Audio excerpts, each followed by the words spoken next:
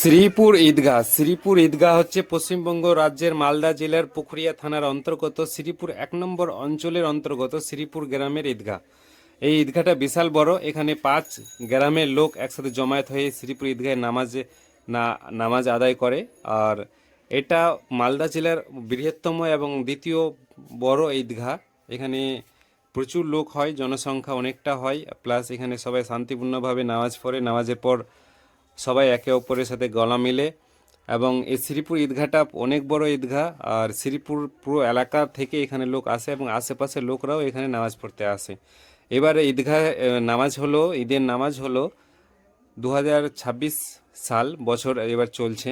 আর March মাসের 21 তারিখে শনিবারের দিনে জামাত অনুষ্ঠিত হলো 7টা 45 মিনিটে। আর এখানে নামাজ আদায় করালো ভিডিওতে দেখতে আমাদের পাচ্ছেন শ্রীপুর প্রচুর মাদ্রাসার লোক। মুফতি সাহেব। সবাই একে অপরের সহানুভূতি, সবাই একে অপরের মুখে হাসি, এবং সবাই খুব খুশি। 30টা রোজার পর আমরা খুশির ঈদ পেলাম, অনেকটা খুশি সবাই।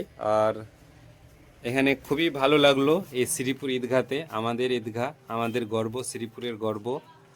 আর এই ঈদগাহতে কে কে নামাজ পড়েছেন অবশ্যই কমেন্টে জানাবেন।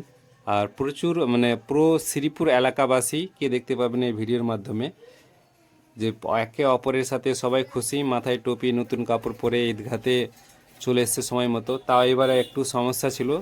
ঈদগাহর রোজার শেষের দিন, ঈদের আগের রাত বৃষ্টি প্রচুর হয়, লাইন ছিল না। তখন ইলেকট্রিক না থাকায় মোটর এবং পিএইচির পানির সমস্যা ছিল, মোটরও চালু করতে পারেনি। যার যেটা বাসি পানি বা স্টক জল ছিল, পানি ছিল, সেটা ঠান্ডা পানিতে গোসল করে সব সময় মতো এসছে। তাও কারো কারো একটু লেট হয়ে গেছিলো, তো মুফতি সাহেব 10 মিনিট একটু সময় হাতে নিয়ে তখন জামাতটা 8টায় করে। তারপরে পুরো নামাজটা অনুষ্ঠিত হয়, শেষ হয়, খুতবা শুরু হয়, তারপরে দানপুন হয়, টাকা ওঠানোর পালা হয়। তারপরে এরপরে সবাই একে অপরের সাথে গলা মিলে রাস্তায় চলে আসেন। বাইরে এসে খাবারের মেলা ছিল, ছোট বাচ্চাদের জন্য বেলুন ছিল, আইসক্রিম ছিল, ইত্যাদি ছিল। দিয়ে তারপরে বেরিয়ে গেলো সব নিজের নিজের বাড়ির উদ্দেশ্যে। কেউ শ্রীপুর এই পাড়া ওই পাড়া, রতনপুর, গঙ্গাদেবী, শামপুর, উচাডাঙ্গি, বালুপুর, বিভিন্ন এলাকাতে জুমা মসজিদ